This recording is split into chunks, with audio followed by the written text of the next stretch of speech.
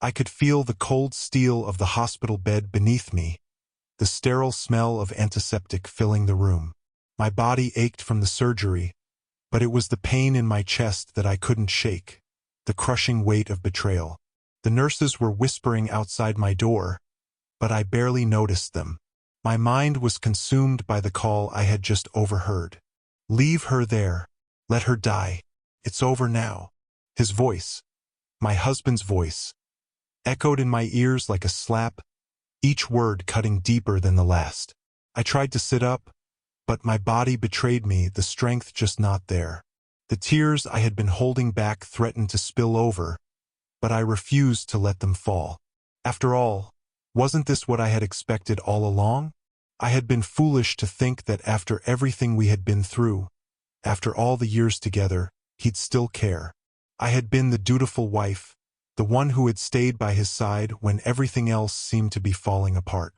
But the woman he had left me for, she was younger, vibrant, and, more importantly, she had something I didn't. She had his heart. What hurt the most wasn't the affair. It wasn't even the fact that he had promised me nothing but love and loyalty, only to break those vows in the most cruel and heartless way. What hurt the most was that he had left me to die in this cold, sterile hospital room, all while he ran off to enjoy his life with her. I could hear the voice in my head, a mocking whisper. He's gone. He's never coming back. And now you're nothing more than a forgotten memory. Suddenly, the door creaked open, and there he stood. My husband, but not the man I had married. No, this was a stranger. His eyes filled with nothing but guilt and indifference. "Are you awake?" he asked, as if he cared. It was the final blow. He was here now, but he wasn't really here, not in any meaningful way. His presence only served as a reminder of the lies he had told, the promises he had broken, and the future he had stolen from me. "Why?" I whispered, my voice hoarse from the pain. He didn't answer at first, and I didn't expect him to. But when he finally spoke, his words felt like a slap. "I'm sorry, but it's over. You have to accept it." And just like that, I knew that the life I thought we had, the dreams we built together, were nothing more than illusions. But that wasn't the worst part. No, the worst part was that he didn't even look at me with any sadness. He didn't care. And as the door clicked shut behind him, I knew this was it. It wasn't just my marriage that had ended. My life had too. But then something strange happened. The anger that had been boiling inside me began to rise, sharper than the pain in my body. A thought flashed through my mind.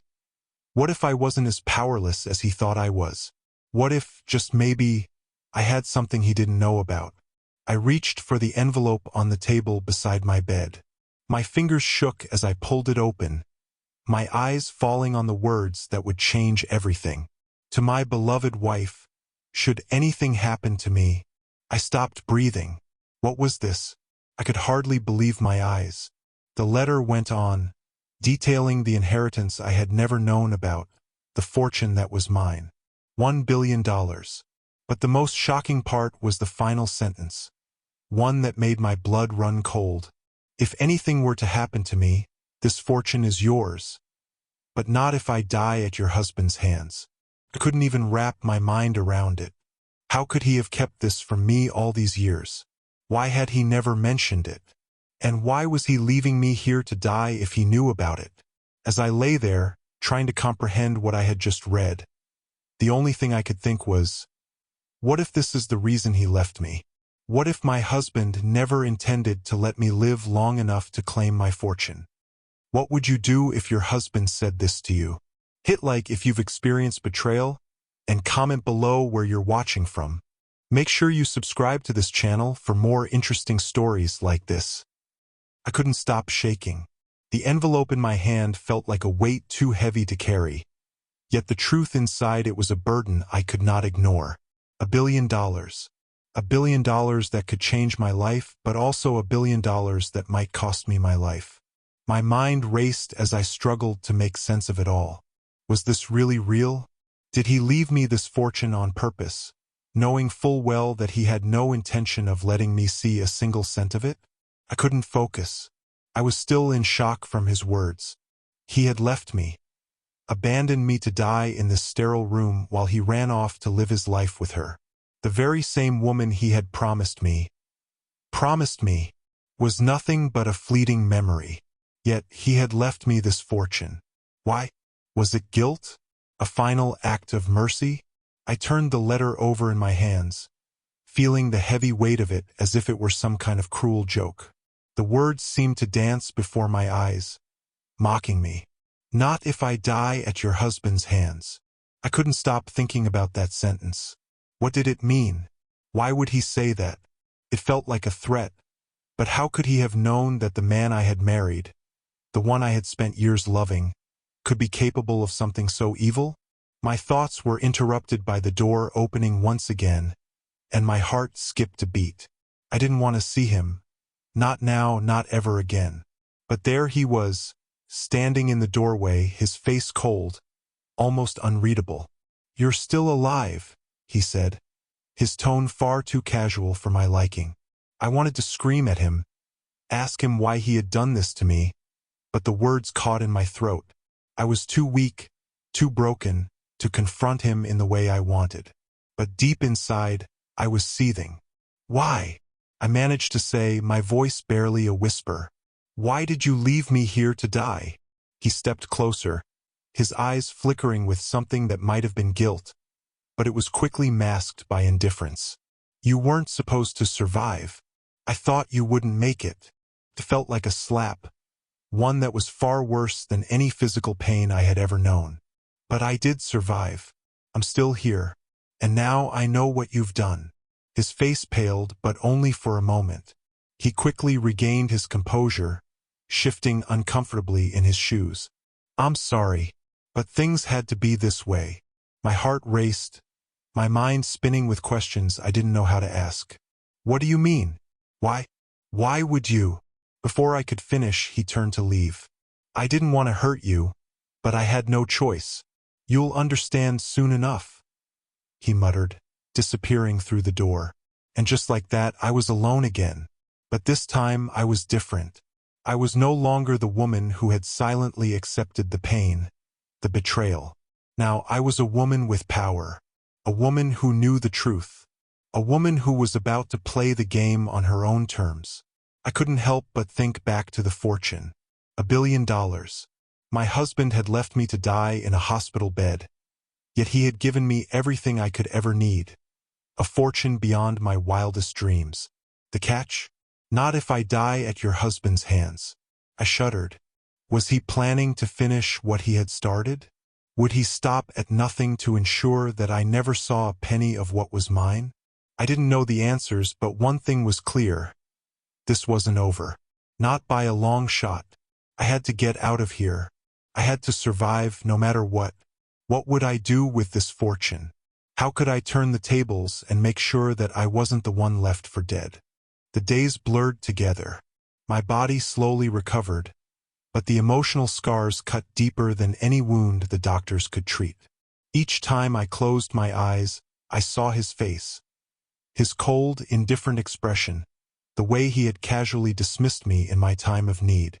He had walked out of that room, leaving me behind, yet I knew he was still watching, still waiting for me to give up. But I wasn't about to let that happen. Not now. Not when I had so much at stake.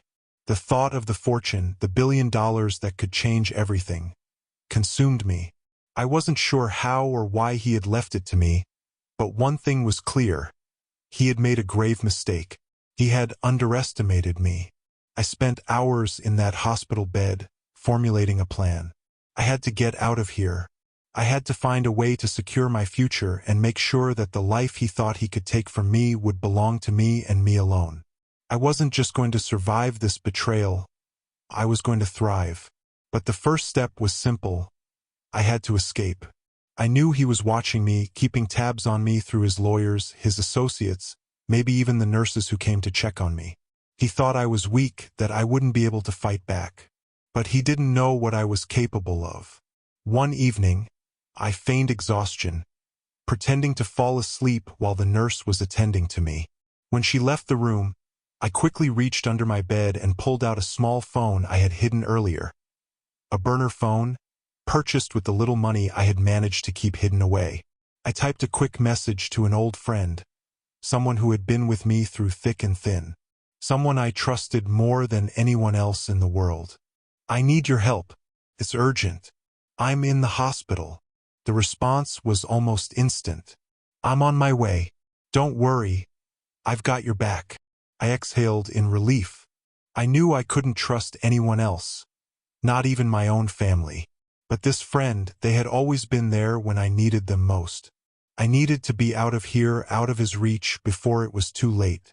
The nurse returned a few minutes later, and I quickly hid the phone again. She checked my vitals, gave me some medication, and left. I pretended to be asleep, my heart racing with anticipation. I didn't know how much time I had. Every second counted now. That night, after what felt like an eternity, my friend arrived. A quick knock at the door, a glance over my shoulder, and I knew it was time. "You ready?" they whispered. I nodded, my heart pounding in my chest. I had to act fast. I had to get out of here before anyone realized what I was doing. Together, we made our way down the hall, avoiding the nurses and doctors as we snuck out through a back exit. It felt surreal, like I was living in someone else's life. But there was no turning back now. I was on my own, free from the hospital, and one step closer to taking control of my fate. But as I stepped into the night air, a chilling thought crossed my mind. What if he was waiting for me? What if he knew I was planning this escape? The fact that I didn't know made my skin crawl. But there was no time to second-guess myself. I had to stay one step ahead no matter what. The car that had come for me was parked down the street, and I climbed inside without saying a word. My friend slammed the door shut behind me, and the car sped off into the night, the lights of the city blurring around us. As we drove, my mind kept circling back to the fortune. $1 billion. Why had he left it to me? I couldn't help but wonder if he had some hidden agenda. Maybe he thought that by giving me the money, I would be indebted to him, that I would stay quiet and let him live his life without consequences. But I wasn't that woman anymore. I wasn't going to let him get away with what he had done. I looked out the window, the city lights flickering in the distance, and I realized that this was just the beginning. My husband might have thought he could walk away and leave me to die, but he was wrong. The city's skyline stretched out before me as the car sped through the winding streets of Lagos. The faint hum of the engine was the only sound that filled the air, but my mind was a whirlwind of thoughts. My heart raced, but I tried to steady my breath. I had made it out, but where was I supposed to go now? What was my next move? I glanced over at my friend, who was focused on the road ahead, their knuckles white as they gripped the steering wheel. "Where are we going?" I asked, breaking the silence. "We'll head to my place first. Lay low for a while. No one knows you're out yet, and we need to keep it that way." I nodded, but my thoughts kept drifting back to that letter, the fortune. It was mine, but was it really? Or had I walked straight into a trap? I couldn't shake the suspicion that my husband's plans were far from over. His last words, "You'll understand soon enough," echoed in my mind like a warning. Was there something I hadn't yet uncovered? Was he playing some twisted game with me? As the car turned onto a quieter street, I leaned back against the headrest and closed my eyes, trying to calm my racing thoughts. "You're thinking too much," my friend said, glancing at me with a reassuring smile. "You need to relax. We'll figure everything out." I wanted to believe them. I really did. But I couldn't ignore the gnawing feeling in my gut that something was off. I wasn't just running away from my husband. I was running toward something bigger, something dangerous. We arrived at their apartment, a small but cozy place on the outskirts of the city. It wasn't much, but it was safe. For now. My friend led me inside, and I immediately collapsed onto the couch, exhausted from everything that had happened. I was safe, at least for the moment, but that didn't make the uncertainty go away. I needed answers. I needed to know what he had done, what he was planning. After a few minutes, my friend returned with a glass of water. "You need to eat something," they insisted. "You've been through a lot." I nodded, but my stomach twisted at the thought of food. How could I think about eating when everything in my life was falling apart? My husband had left me for dead, and now, after everything, I had to figure out how to claim a fortune that had been hidden from me. And just as I was starting to think I might have a chance at peace, my phone buzzed. I grabbed it quickly, hoping for a message from my lawyer or a friend with some good news. But when I saw the name on the screen, my stomach dropped. It was from him. "You think you're free? You're not. I've already taken care of everything. If you think you can take my money, you're wrong. You'll never get a cent of it." I read the message again and again, each time feeling the weight of his words sink deeper. He was threatening me, not just with words, but with action. I could feel it in the pit of my stomach. This wasn't just about money. It was personal. But why? My fingers trembled as I typed a response. "You can't stop me. I'll fight you for every penny. You've underestimated me." I hit send, but the dread in my chest only grew. What had I just set into motion? Could I really take him down, expose everything he'd done? I had no idea what was waiting for me, but one thing was certain. I wasn't backing down. Not now. Not ever. I looked up at my friend, who was waiting for me to say something. "What's going on?" they asked, noticing the expression on my face. "He knows. He's coming after me," I whispered. "Then you have to be ready," they said quietly, their voice filled with urgency. "You can't let him win. Not after everything." I nodded. The fear in their eyes mirrored my own. But it wasn't just fear now. It was determination. I had $1 billion at stake, but more importantly, I had my life, my dignity. And I wasn't about to let him take that from me. But what was he capable of? What lengths would he go to in order to keep his power, to stop me from claiming what was rightfully mine? I didn't know yet, but I was about to find out. The next morning came too quickly. The sky was overcast, and the air felt heavy, as though the world itself was waiting for something to happen. The silence in the room was suffocating. My friend had left early to handle a few things, leaving me alone with nothing but my thoughts. My phone buzzed again. My heart skipped a beat when I saw the name on the screen, him. "You really think you can escape this? You're nothing without me. I own you. You'll regret trying to fight me." The words felt like a punch to the gut. I had expected him to retaliate, but not like this. The message was a threat, cold and calculated. It was clear that he wasn't just going to let me walk away with his fortune. He had plans, and I wasn't part of them. I felt my palms sweat as I typed a response. "You don't own me. I'll make sure you pay for everything you've done." I hesitated before hitting send. Could I really go through with this? Could I take him down without losing everything in the process? Before I could overthink it, a knock at the door startled me. I froze, my heart pounding in my chest. I glanced at the peephole, and my stomach dropped. It was a man in a suit holding an envelope. I didn't recognize him, but the air of authority around him made my skin crawl. I wasn't sure what to do. Should I open the door? Should I call my friend? Or was this just another of my husband's pawns trying to intimidate me? After a few moments of silent deliberation, I decided to open the door, just a crack. "Yes?" I asked, my voice steady, though my insides felt like they were about to implode. The man smiled, but it wasn't a friendly smile. "Good morning.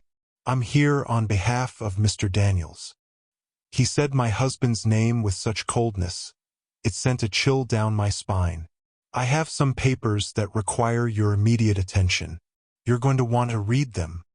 He held the envelope out, and I took it, though every instinct inside me screamed to slam the door in his face. I quickly glanced at the papers, my hands shaking. The letter inside was short, to the point. "Consider this a warning. If you try to claim any of the inheritance, we will ensure it never happens. I will do everything in my power to make sure you never see a dime. Stay out of my way, or I'll make sure you regret it." Mr. Daniels.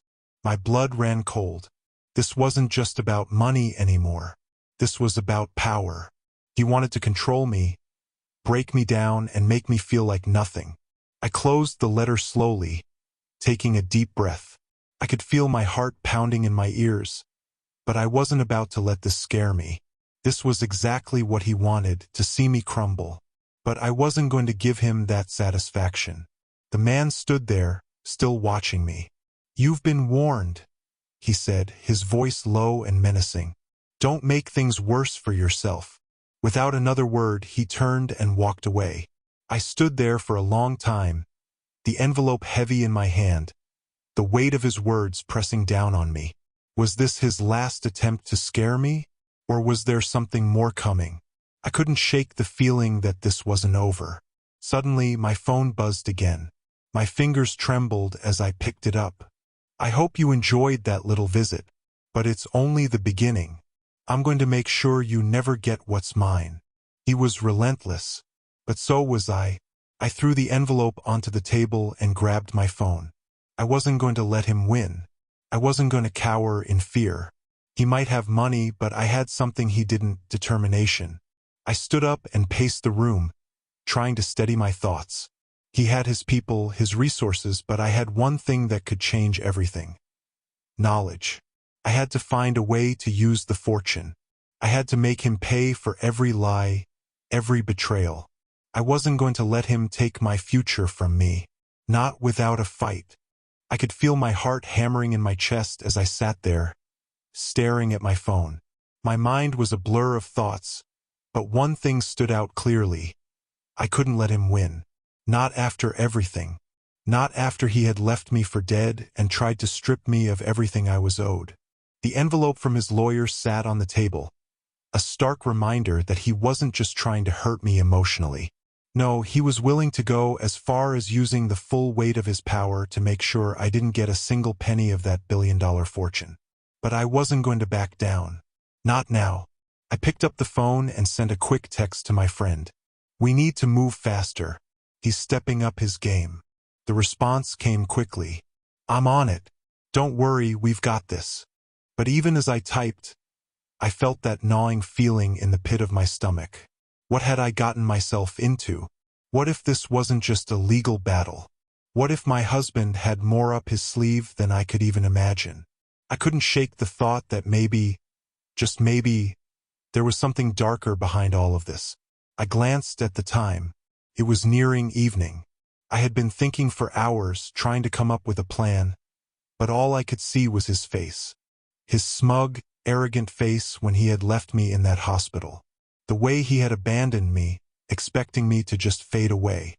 He was wrong. I had been weak then, but now I was different. Suddenly, a loud knock at the door made me jump.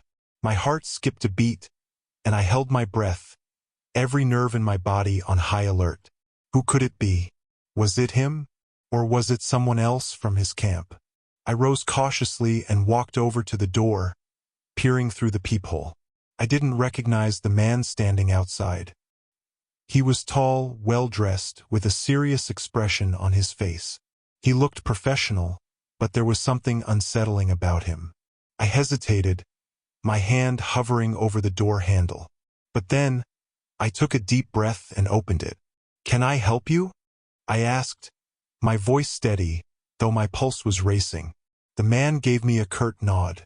"I'm here to deliver a message from Mr. Daniels," he said, his voice calm, but there was an edge to it that made me nervous. Before I could respond, he handed me a small envelope, identical to the one from earlier. My hands shook as I took it. I didn't open it right away, but something about his presence made me feel like time was running out. I glanced back at the man, trying to assess his intentions.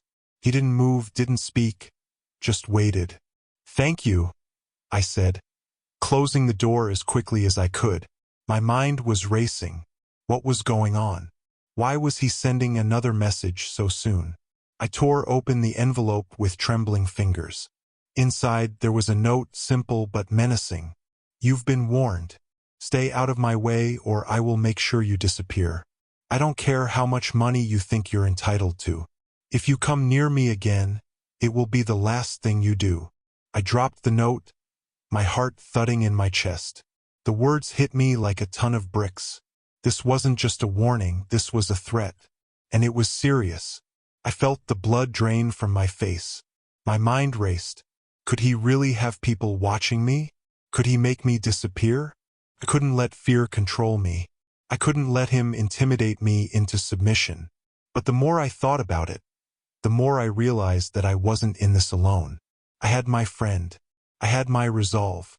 And now I had a choice. I could either back down and let him destroy me, or I could stand tall and take back what was mine. I wasn't ready to let him win. Not after everything he had done. He might have had money, but I had something more powerful. I had my will to fight. And I wasn't about to let him take that from me. The next few days passed in a blur of tension and uncertainty. The message from my husband's lawyer echoed in my mind every waking moment, and each knock on the door left me tense, waiting for the worst. Couldn't sleep, couldn't eat. I had become a ghost of myself, drifting from room to room, trying to come up with a plan. My friend kept pushing me to stay strong, to focus on the bigger picture. But how could I? Every time I tried to strategize, the fear of what might happen next crept in. What if he really was going to make me disappear? What if this wasn't just about the fortune, but something far more sinister? I needed to know everything, every detail, every connection my husband had. The more I thought about it, the more I realized that his power reached farther than I could have ever imagined. He wasn't just a man with money. He was a man who had the ability to make people vanish. That was the terrifying reality I had to face. But I couldn't back down now. I had made it this far, and there was no turning back. One evening, as I sat in the dimly lit apartment, flipping through the papers in front of me, my phone buzzed again.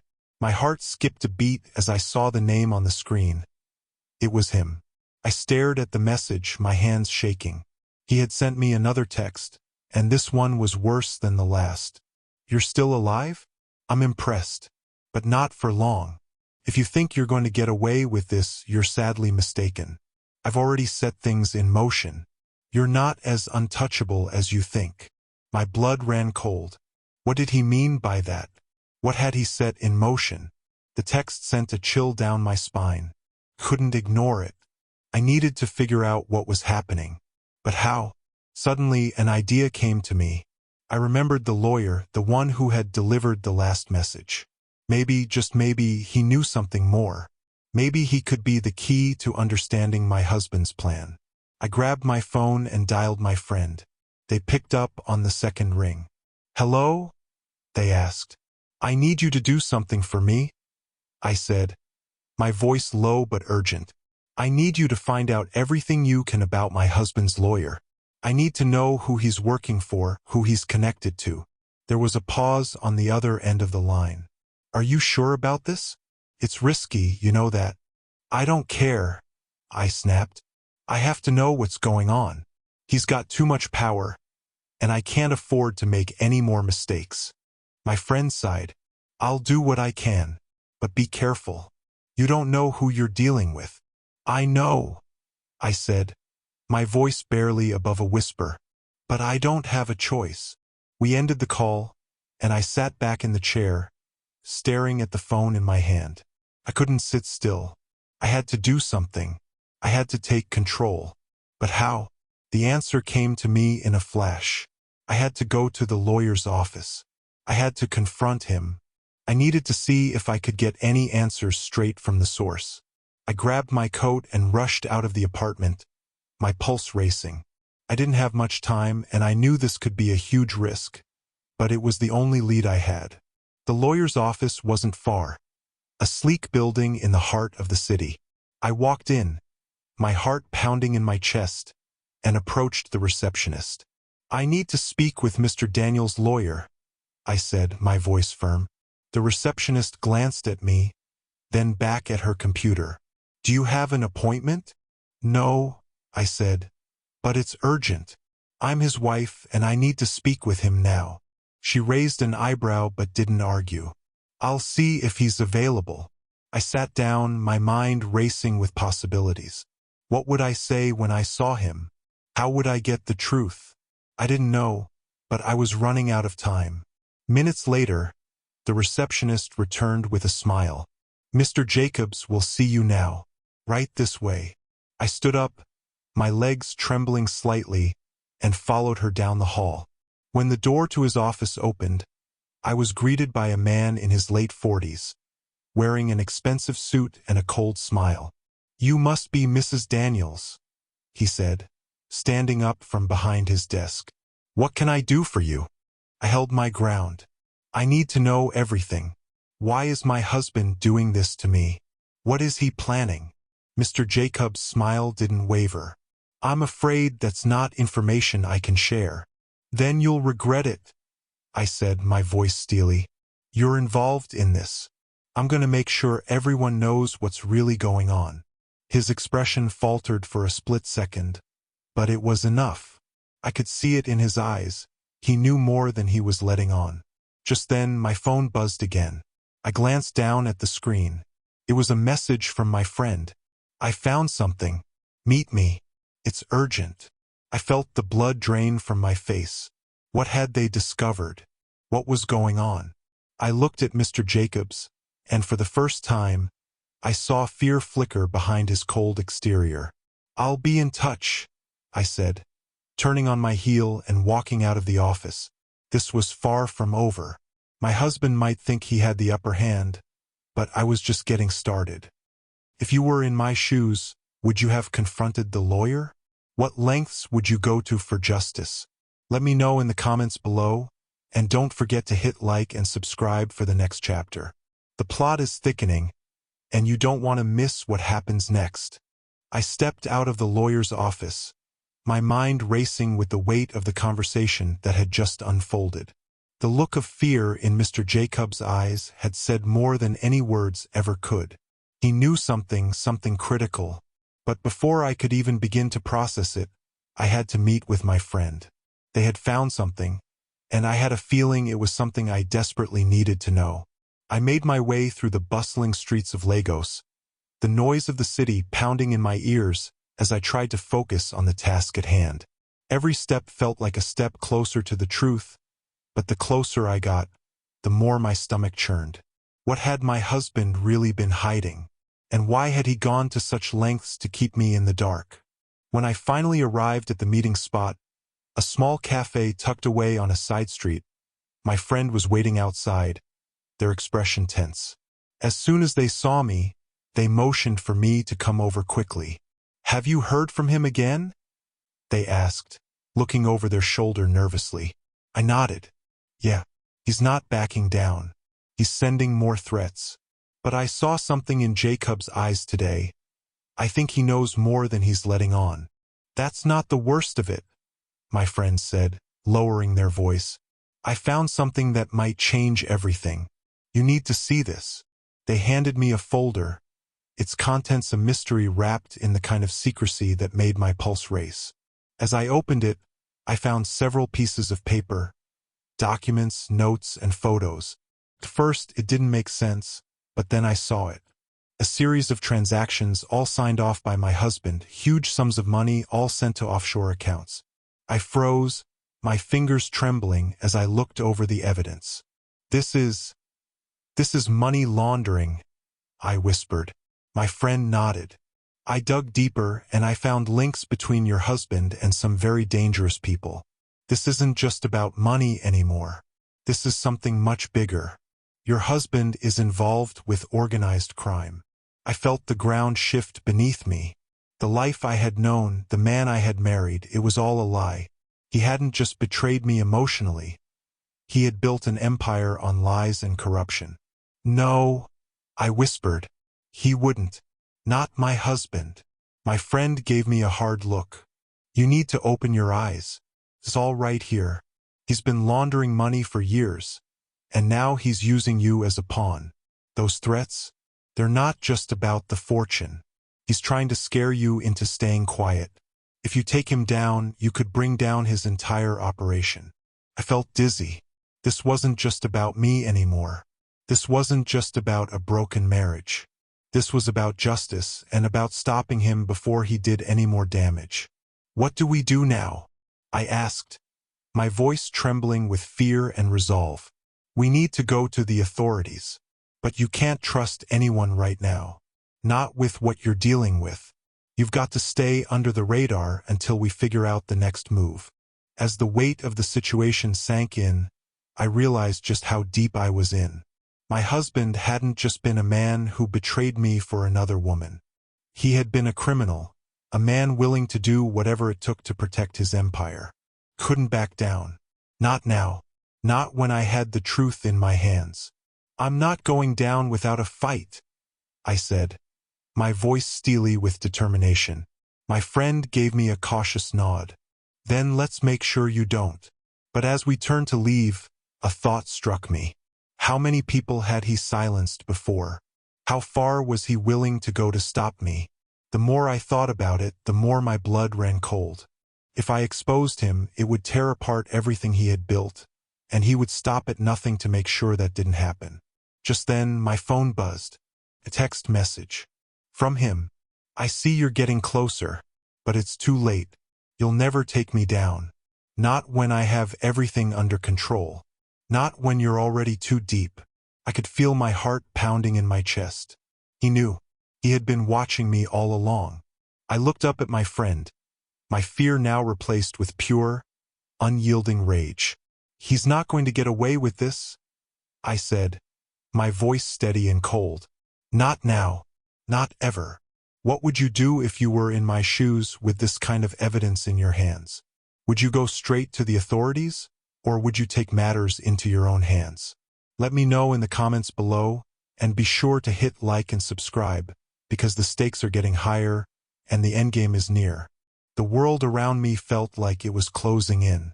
With every step, every breath, it became clearer that the life I once knew, the life I had fought so hard to build with my husband, was nothing but a facade. He was a criminal, a manipulator, and he had used me as nothing more than a pawn in his dangerous game.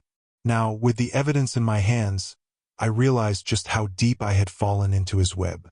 But this wasn't just about a broken marriage anymore. This was about justice, and I was ready to bring him down. I was ready to tear apart everything he had built, and I wasn't going to let fear stop me. I stared at the documents my friend had uncovered. They were more than just proof of his money laundering schemes.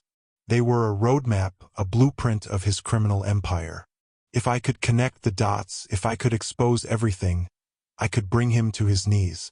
My heart pounded in my chest as I paced around the small cafe, the weight of my next move pressing down on me. Going to the authorities was dangerous, but it was my only choice. My husband wouldn't stop, not until I was silenced. And the only way to make sure that didn't happen was to fight back. "Have you contacted anyone?" my friend asked, their voice low, filled with concern. I shook my head. "Not yet. I want to make sure everything's in place first. I need to know who I can trust." They nodded, understanding the gravity of the situation. "We'll take it slow. But you can't keep doing this alone." I knew they were right. I had to involve someone, but I had to be strategic. There were too many people who would sell me out the moment they were offered a deal. My husband had connections everywhere. The law wasn't my ally in this, it could be my enemy. "I need to think," I said, trying to clear the fog in my mind. "I need to plan." My friend leaned back, watching me carefully. "Whatever you do, be careful. He's already watching you." As if on cue, my phone buzzed again. I looked down and froze. Another message. From him. "You're getting close, but you'll never make it. You're already in over your head. Your life is mine now. Don't even think about exposing me." I felt a surge of adrenaline rush through me. My grip on the phone tightened, my knuckles white. I didn't answer. I couldn't let him know how much he was affecting me. "We need to move fast," I said, my voice steady despite the turmoil inside. "If we're going to get him, we need to gather all the evidence we can, and I need to make sure my next steps are calculated." My friend nodded, their eyes hardening with determination. "You've got this. I'll help you. We'll make sure he pays for everything. We spent the next few hours laying out a plan. I couldn't afford to make any more mistakes. My husband's empire had taken years to build, but it had taken only a few months for him to destroy everything we had together. Now I had to take it all down. The first step was to contact someone trustworthy. Someone who could help me get the truth into the right hands without exposing myself. "Do you trust anyone at the police station?" my friend asked, their voice hesitant. I shook my head. "I don't trust anyone, but I do know a few journalists who might be willing to go public with the story. We'll have to go to the media first. They can expose him without the police getting involved immediately." The plan was risky, but it was the only option. I couldn't let him control me anymore. I had to turn the tables and make sure everyone knew who he really was. "We'll contact the journalist tomorrow," I said, my decision final. "But for now, I need to lie low. If he suspects anything, it's all over." The next few days were tense, filled with calculated movements and hushed conversations. My friend and I stayed in constant contact, working behind the scenes to ensure everything was in place before I made the first move.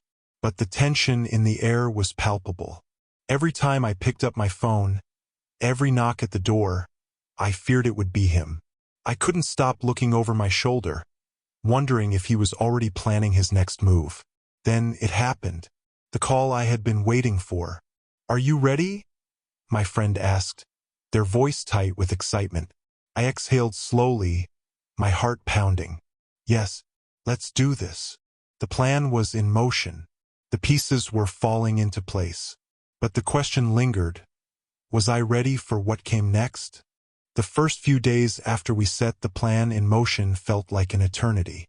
Every moment was filled with suspense, uncertainty, and the constant fear that my husband would discover what I was doing.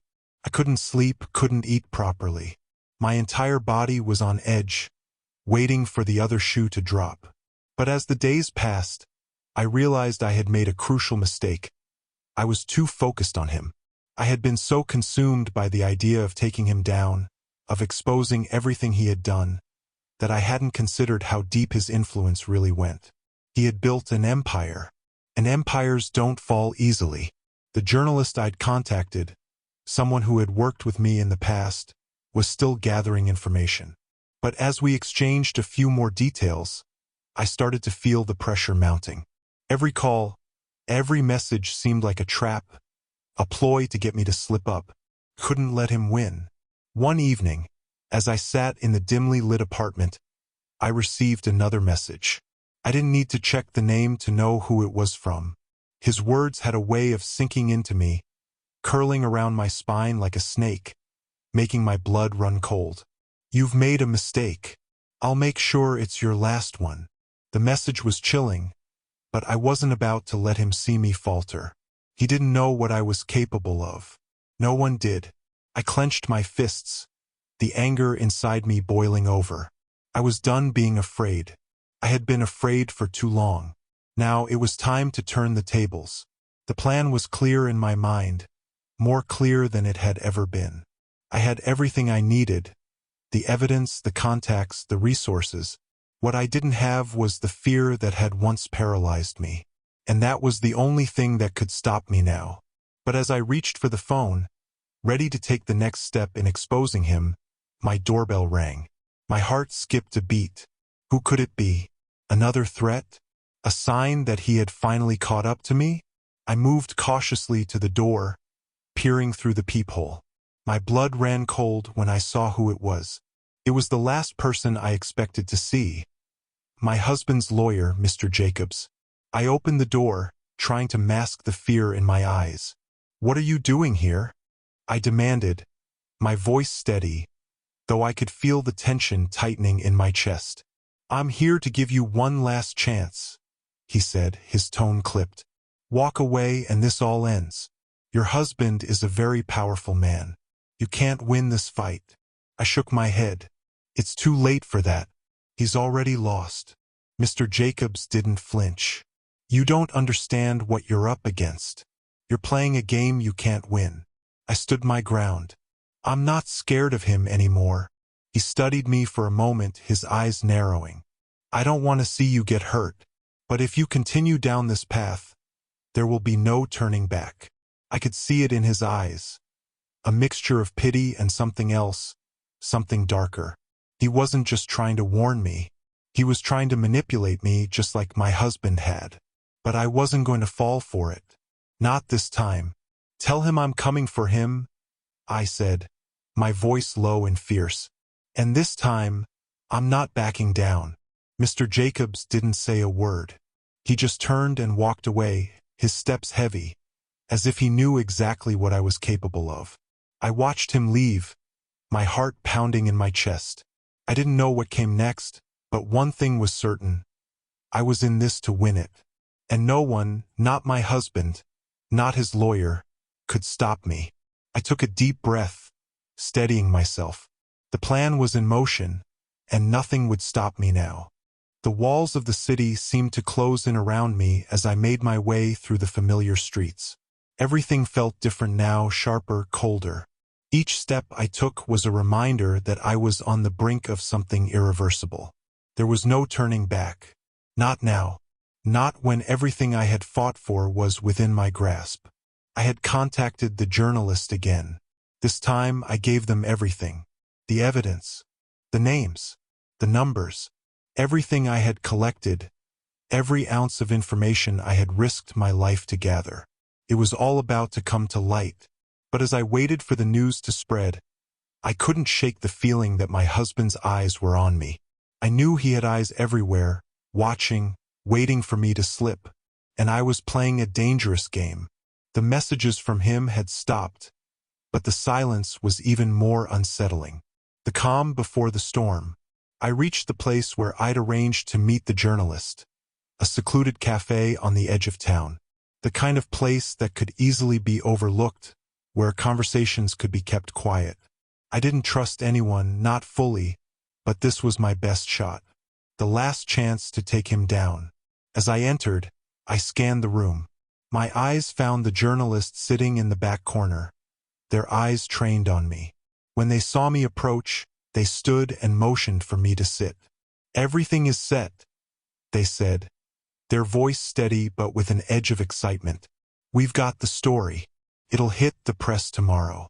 Your husband won't be able to hide from this." I felt a rush of relief, but the knot in my stomach remained. "And the authorities? Are they on board?" "Yes," they replied, but there was hesitation in their eyes. "We've got connections, but you have to understand. This won't be clean. The backlash from his people will be fierce. He won't go down without a fight." I nodded, feeling the weight of their words settle in my chest. "I'm ready. I won't back down." But just as I thought I was finally in control, my phone buzzed. I glanced down, dreading the message I was about to see. It was from him. "You think you've won? You're nothing without me. You're about to lose everything. I'll make sure of it." The message sent a chill down my spine. I hadn't expected him to go down without a fight, but I hadn't anticipated this level of threat. The fear that had once gripped me surged back to life, but I refused to let it consume me. I looked up at the journalist, determination flooding my veins. "We can't stop now. We push forward. We expose him, no matter what it costs." The journalist hesitated for a moment, then nodded. "All right, tomorrow. The world will know." As we finalized the details, I knew that my life would never be the same. The moment the story hit the press, everything would change. My husband would try to stop it, of course, but I was ready. I had everything I needed to take him down. And the people who had helped him build his empire? They would have no choice but to fall with him. That night I couldn't sleep.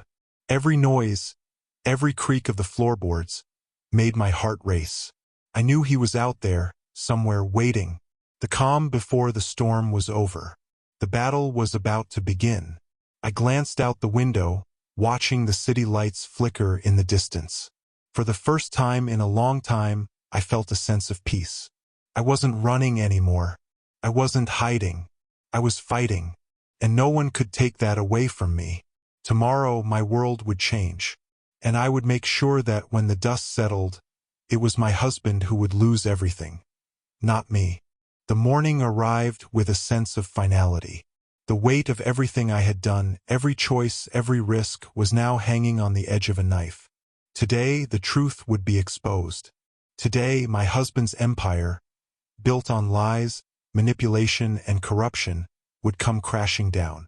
I could feel the tension in my body, every muscle taut as I sat in the small apartment, waiting for the journalist to call. The world was about to see who he really was, the man who had betrayed me, abandoned me to die, and thought he could get away with everything. My phone buzzed. I stared at the screen, my heart leaping into my throat. It was the journalist. "This is it," they said. "The story is live. It's everywhere." I took a deep breath, trying to steady my shaking hands.